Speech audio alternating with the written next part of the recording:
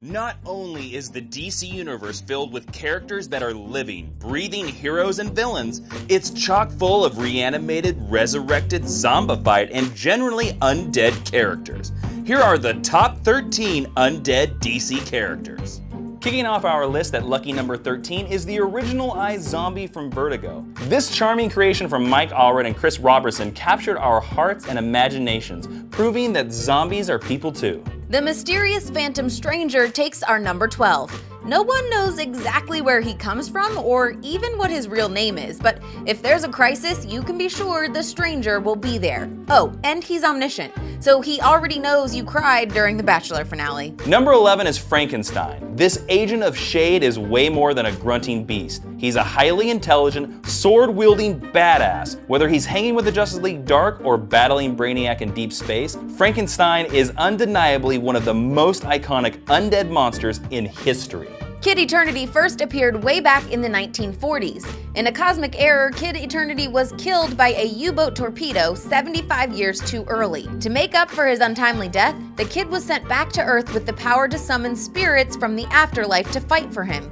It's like Uber, but for dead superheroes. Years before iZombie, iPhones, and even the iMac, there was iVampire, who could transform into a mist, a bat, or a wolf, and create weapons out of thin air. He uses these powers to fight against other vampires and stop them from taking over the world. Who needs Edward Cullen when you've got Andrew Bennett? Number 8 is shared by Charles Rowland and Edwin Payne, aka the Dead Boy Detectives. Created by Neil Gaiman in the pages of Sandman, Charles and Edwin met their untimely demise at boarding school. They remain on Earth as ghosts to solve supernatural crimes and even solve their own murders. Beat that, Hardy Boys. Next up is one of the first depictions of a zombie in comic book history, Solomon Grundy.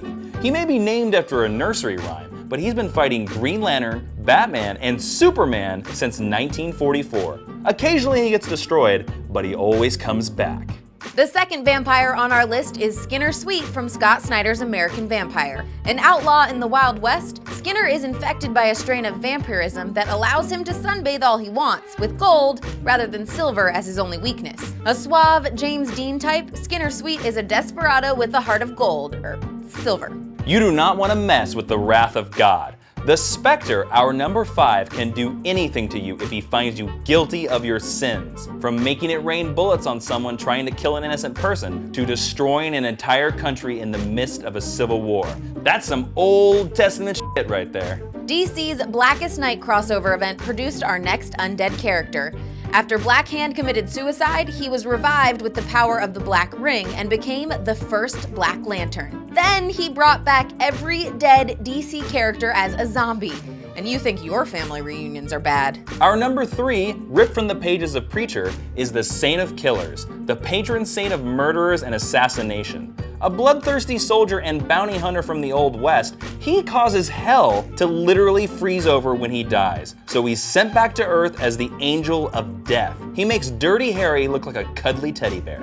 Widely considered one of Batman's greatest enemies, Ra's al Ghul has been around for centuries thanks to his rejuvenating Lazarus pits. In all his time on Earth, he's become a master swordsman, a master tactician, and a master of the side mustache. He also wants to wipe out most of humanity, so not what you'd call a people person. And finally, our number 1 undead character is probably DC's most helpful, Deadman.